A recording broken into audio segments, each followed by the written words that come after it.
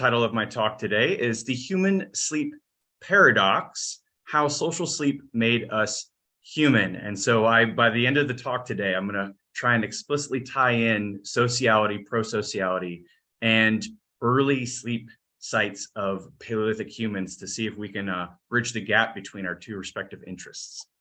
So before I deep dive the topic today, I just wanted to give a little bit of background on my experience, where I'm coming from.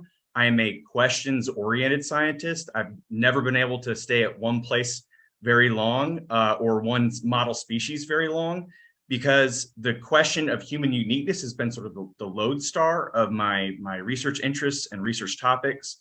And I've gotten at the question of how human cognition has evolved via sleep and our sleep evolution through many different ways. I've worked with a host of non-human primates, so lemurs, the Duke Lemur Center, captive orangs at the Indianapolis Zoo, where Dr. Rob Shoemaker. I've worked with captive baboons. I did my dissertation work climbing African Cynometra Alexandri trees, which are preferential sleep sites of chimpanzees. So I spent almost a year in Uganda doing that. And then I veered, after the PhD, I veered more towards human sleep ecology, which got me into my love affair of working with human primates again.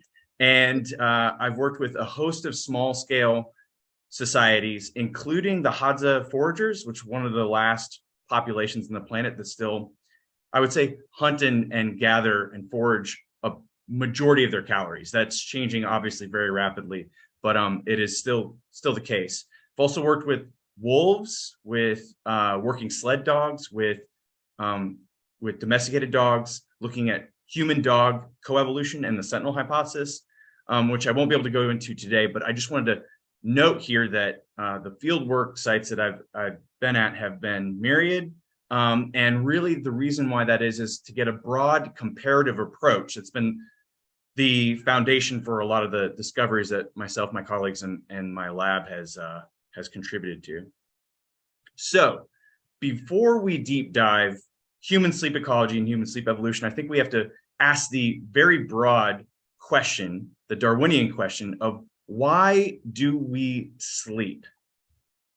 It's a puzzle from an evolutionary standpoint. You can't eat. We all know that finding calories is a prerequisite to survival. You can't mate from an evolutionary standpoint. This is a no-no, right? Reproduction is essential. And all the while you are vulnerable to biotic and abiotic forces. You can be eaten. So that's led researchers such as Alan Roschoffen to say that if sleep does not serve an absolute vital function, then it is the biggest mistake the evolutionary process ever made, end quote. And I think there is something to that. We need to really figure out a justification for why we spend so much time in such a vulnerable spot. I'll get to that point in a few slides. But first, I want to really tether this idea and set up the human sleep cognition paradox. I really want to tether our personal experience with cognition, because we all know what it's like to be sleep deprived. We all know what it's like to have 2 or 3 hours under our belt and to feel a host of cognitive deficits and physiological deficits. Sleep, we know in Homo sapiens, sleep is critical for visual motor performance. If you are driving sleep deprived, your visual motor performance is about that as if you were driving at the legal limit of our alcohol. Memory, one of the core functions of sleep in primates and in humans, is memory consolidation. So we all know what it's like to get a bout of aphasia if we've only had a couple hours of sleep. Somebody asks you something very basic and you just can't pull that noun out. Attention, the ability to have prolonged focus on a task, totally undercut if you are sleep deprived. Decision-making, especially decision-making that involves sequential steps, thinking downstream, long-term consequence of your actions, this is fundamentally linked to your current amount of sleep. And then, of course, one of the most important things, especially for REM, and REM is going to be a special part of the sleep architecture we're going to talk about, especially in terms of our capacity as a species to be pro-social and to work together. Cognitive control of emotion is significantly linked to how much REM and the quality and proportion of REM we have in our sleep the night before. So All that is to say that we are intimately connected, our sleep and our cognition tethered. But when we look at this across all the primate order, humans sleep the least of any primate. And it was that little nugget that got me really fascinated in this topic of research. And it's what's been cultivating the tenure portfolio ever since.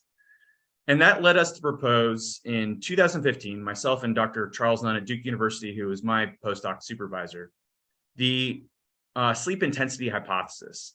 This is the idea that early humans experience selective pressure to fulfill sleep needs in the shortest time possible. So basically, it's the idea that over the evolutionary history of our genus Homo, evolution has been whittling away at the total sleep time. And so we're going to explore that in the rest of this talk. Now, some predictions that we would have stemming from the sleep intensity hypothesis would be that after controlling for phylogeny, that is evolutionary relatedness and evolutionary history, human sleep will be short in duration and high quality. It'll be deep. There will be arousal thresholds that will be very steep to climb to get out of it. And that traditional populations, that is small scale populations, will be characterized by short sleep duration. If we go into small scale populations or foragers, like say, for example, the Hadza, the Tumane, or other groups that have similar subsistence strategies, and they're sleeping 10 hours a night, then that would pretty much destroy the sleep intensity hypothesis. We would reject it. So here is where I just want to set up something that I think is very important for the overall evolutionary narrative here.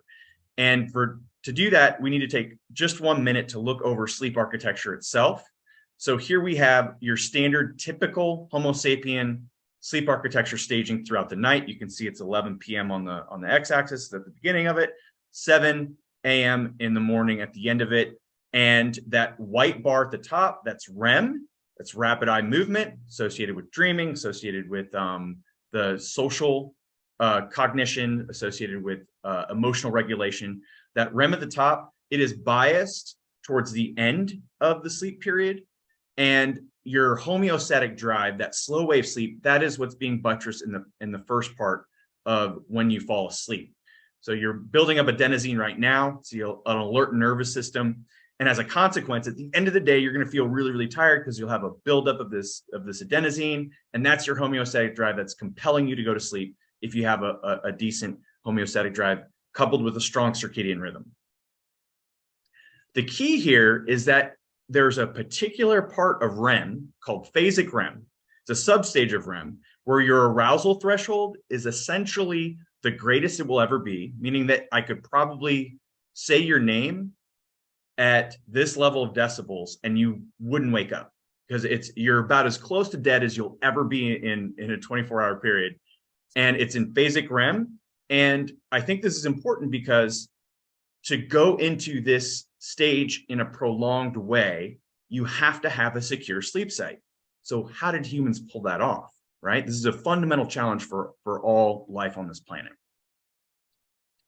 So first of all, when we look at the descriptive statistics, if we're comparing humans across the entire primate order in total sleep time, you can see here that humans actually sleep the least, just descriptively. Humans sleep the least and have yet the highest proportion of REM sleep. So that stands out in and of itself.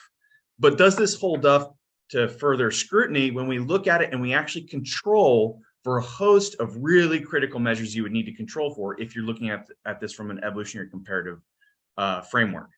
So here's where we introduce phylogenetic methods. This allows us to increase the power to comprehend change in pairs of taxa through time. So essentially, we're controlling for evolutionary history. And the particular analysis we chose for this work was the evolutionary outlier analysis, which is really cool. It allows you to take a single trait from one lineage. So say the lineage of interest right now is Homo sapiens, and to look at that trait and ask whether or not it's more extreme or less extreme than expected based on a statistical model of trait correlation. So what do I mean by that? When you look at the right here, we have a Bayesian posterior probability distribution. And if given, say, for example, this is total sleep time in primates, and we're looking at humans, if Humans are exactly what we would expect given a primate of our evolutionary history and evolutionary relatedness to other primates, our brain size, body size, our diet, our social group size. Then it would land right dead in the center of that distribution. Otherwise, if we're extreme and we sleep a lot, it would be on the far right of the distribution. And if we're less than, it'd be on the far left of the distribution. And that's how we determine whether or not something is derived, evolved, it's changed throughout evolutionary time while controlling for these factors. So the model we used was sleep. So these are sleep parameters, total sleep time, REM proportion, et cetera, non-REM proportion. And we controlled for body mass, for activity period, whether or not the primate is diurnal, cathemeral, crepuscular, nocturnal. Endocranial volume, obviously got to control for brain size.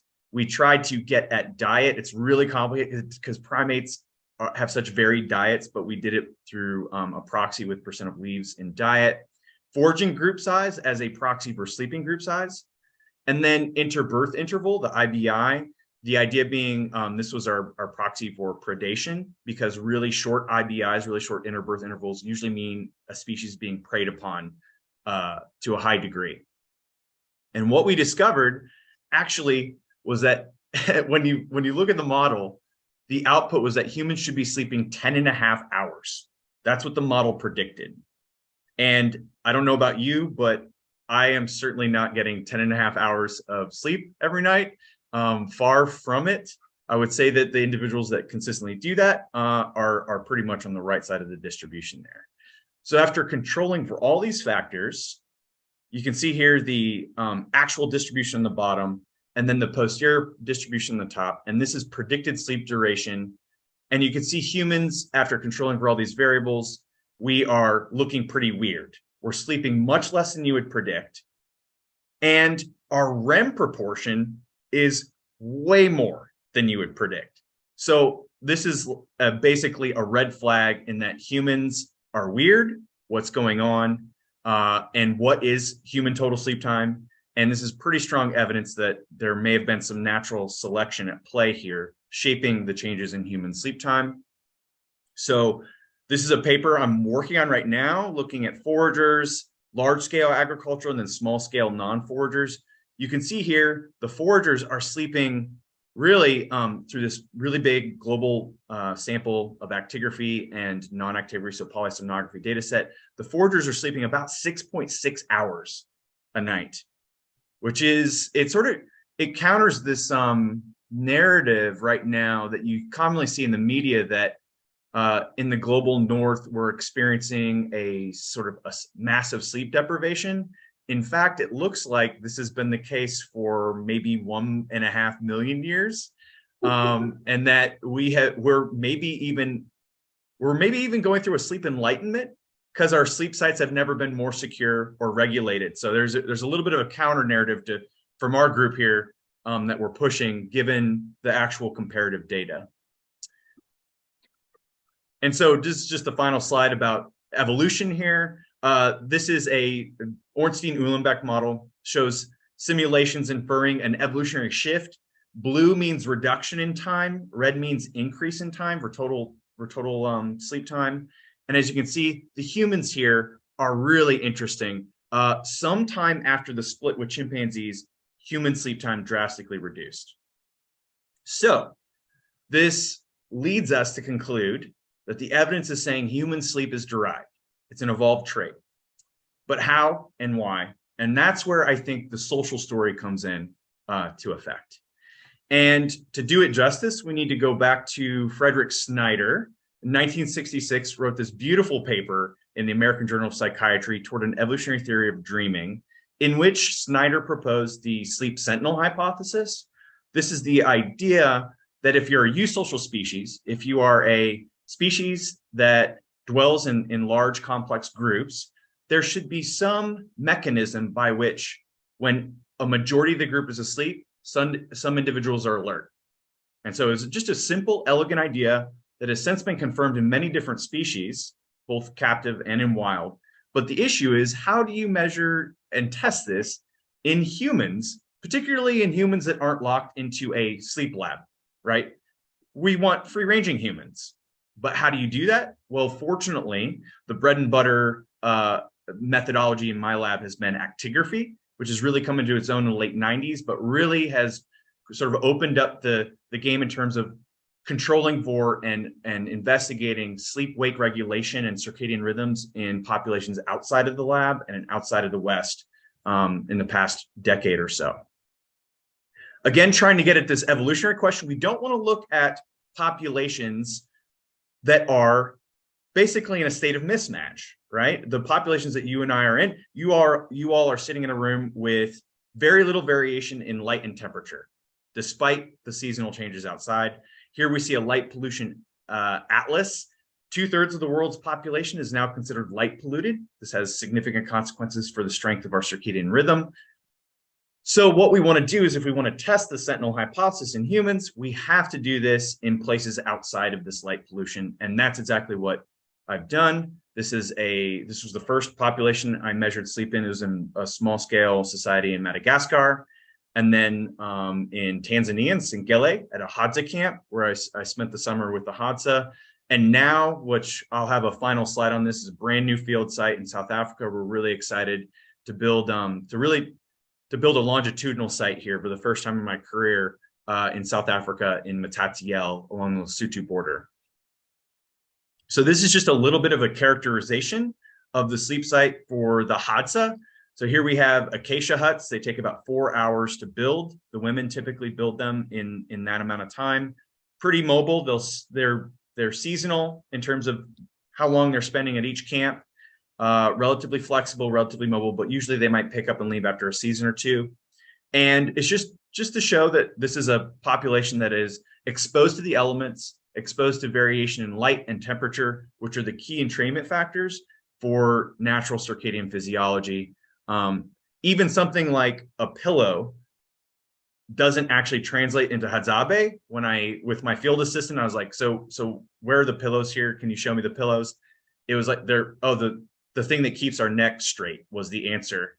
And it was either an arm or maybe shoveling a little bit of dirt under a textile or a hide just to keep the neck straight. So these are very Spartan environments. Yet I just want to highlight, out of the entire group of adults, which is 30 adults in the survey, only one person said they weren't happy with their sleep or satisfied with their sleep. Now which is kind of shocking when we think about sleep in our Western environment, which I don't think it would be that rate of frequency of people happy with their sleep. So the predictions we have from the Sentinel hypothesis here is that human sleep timing will be flexible, that is segmented throughout the 24-hour period, and that we won't have a lot of synchronous sleep at night, that nighttime group sleep will be asynchronous. And so a little bit of precedent for this, I don't know if you're familiar with some of the work that's been done by Robert Eckertsch. He was a historian that looked at basically different reports from the 16th, 15th century in Europe, showing that there was lots of references to first and second sleep. These are agrarian societies. They were going to sleep when the light went down, and then they would wake up at midnight. They might pray, have sex, talk, eat, socialize, all that good stuff. And this was very common. And some studies by Wurr in 1999 demonstrated that if you shorten up the photo period and you have a longer, what's called a scoto period, a nighttime period, the human sleep pattern naturally bifurcates. So we wanted to test this in Madagascar. And in fact, as you can see, this is males and females plotted along a functional linear modeling plot, just to get an average for each group.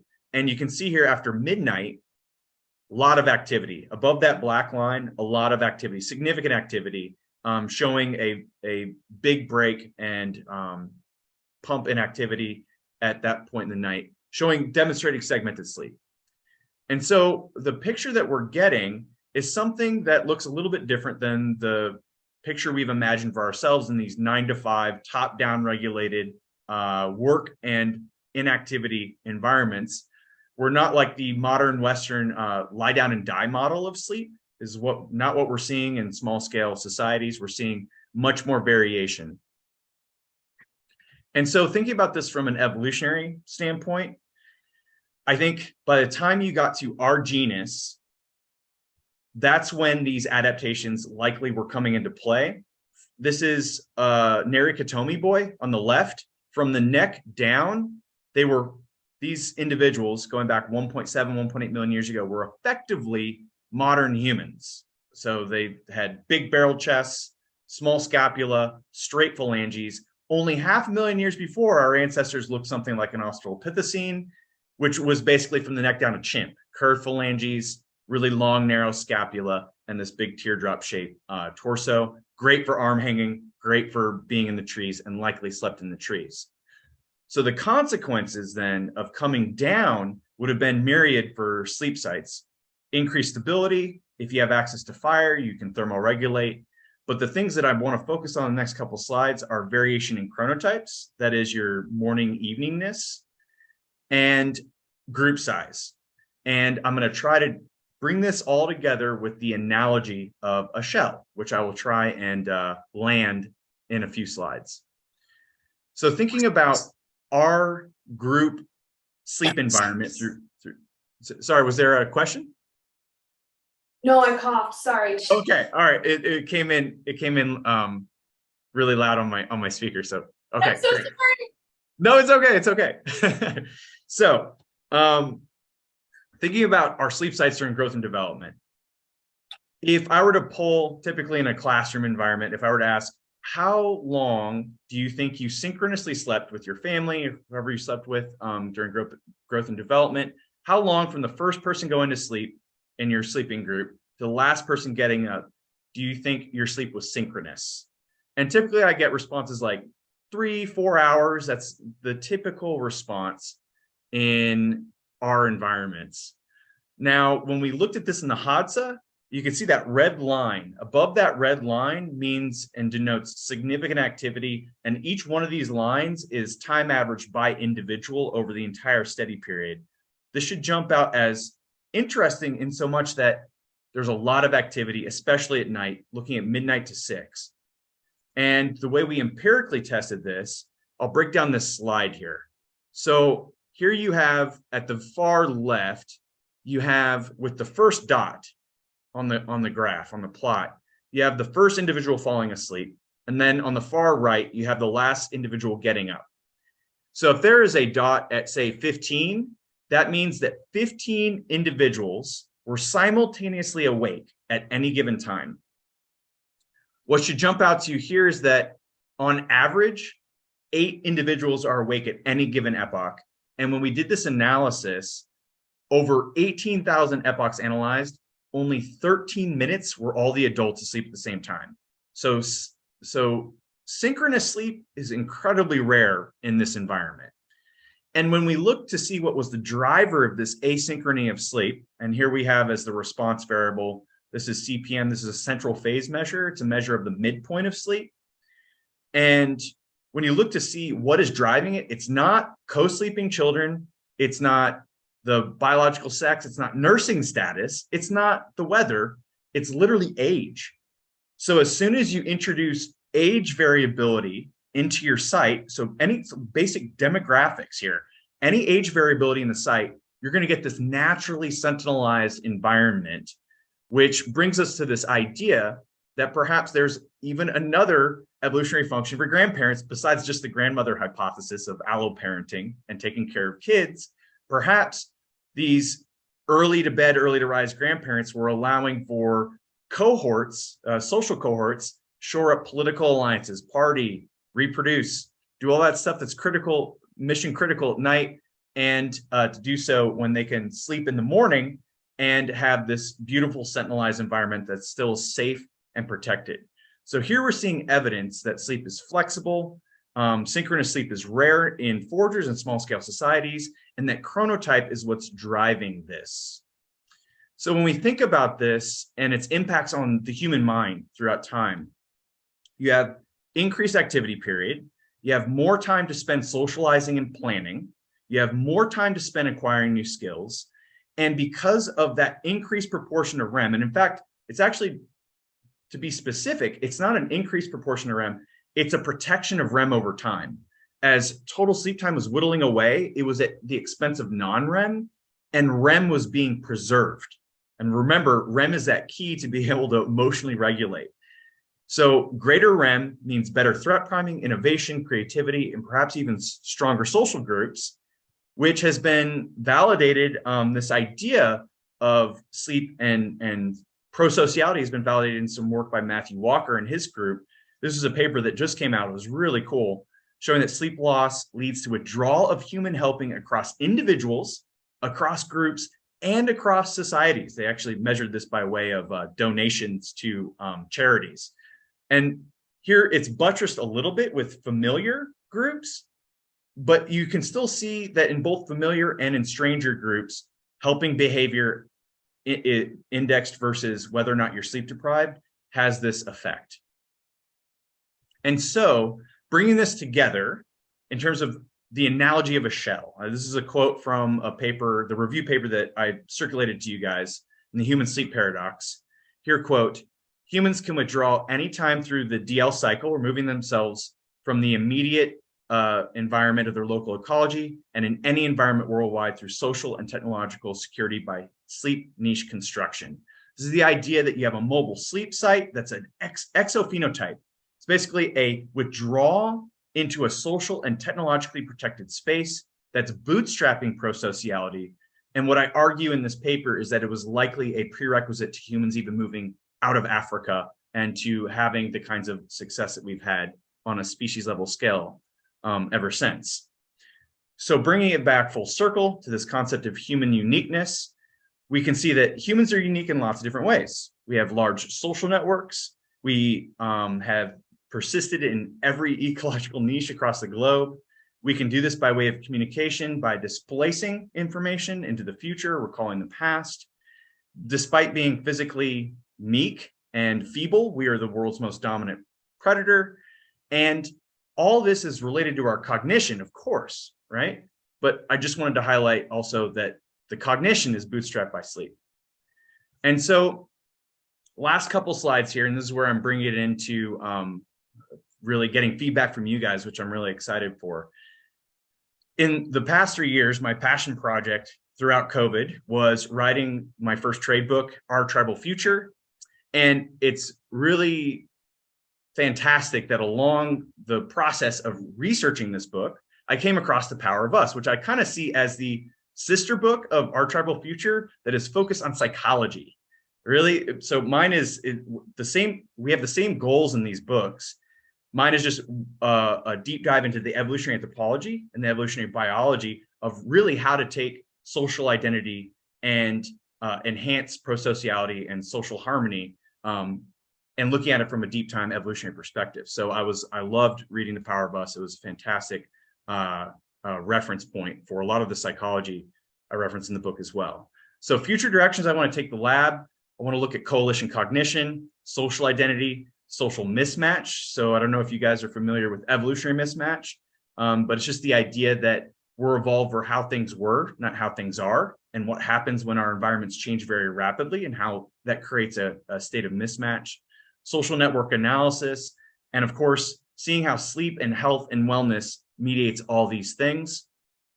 So to this end, I have this new field site in Matatiele along the Lesotho border in South Africa. I have an active lab here at UTM, but I also do a lot of field work, typically go out at least once a year. And I think this site is fascinating from the perspective of social identity, in that there are 3 identity groups: the Xhosa, the Hulubi, and the Basotho. And here you can actually see we were at one of the weddings that had a intertribal marriage. So based on the color coding here, the green are the Xhosa and the white dresses and white clothing are the Hulubi. And this was a marriage between these two clans. So this is definitely a beautiful spot to test a lot of the ideas that we might want to test. And this is the final slide I have for you guys. And this is what I'm dipping my little toe into in terms of getting some social identity research experience.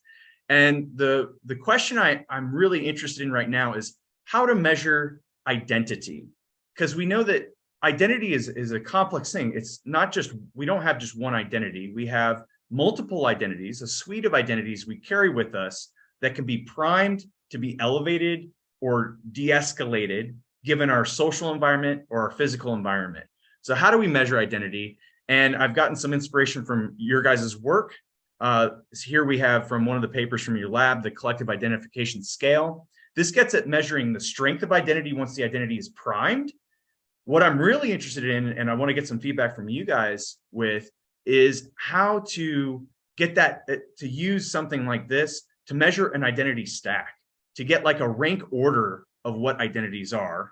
Because if we can do that, perhaps we can figure out how to operationalize this in not just the environments that we live in, but also in environments in small scale environments as well, to test really evolutionary relevant hypotheses. So one idea I've got is that individuals with tribal primary identities, and how I'm identifying and defining tribal here is beyond face-to-face. So I define tribe as a group of nested groups that is an intersubjective belief network that uses coalitionary identity signals to bootstrap cooperation amongst strangers. So really, it's an adaptation that is all about enhancing cooperation amongst people you don't know. Whereas face-to-face relationships, sub-tribal face-to-face relationships, are those identities like that are all much more community-based. And so my hypothesis would be something along the lines that individuals with tribal primary identities, when compared to sub-tribal, those face-to-face identities, will be characterized by lower health and well-being. And I think that would be fascinating to test in a cross-comparative and cross-cultural context. So that's what I have for you guys today. And I would love to open it up for any Q&A or feedback or get the discussion going. So thank you very much.